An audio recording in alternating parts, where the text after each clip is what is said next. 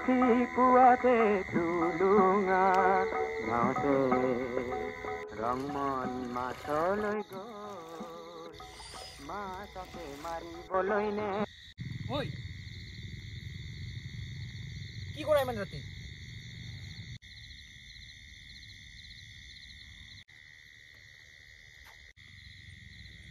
তুই কি ভয় চয় নকৰা নেকি ওচৰতে যি শ্মশানটো আছে তই আত্মবিশ্বাস কৰা নকৰা ধুৰ নকৰো মই গিলা আত্মবিশ্বাস আৰু তুই কৰো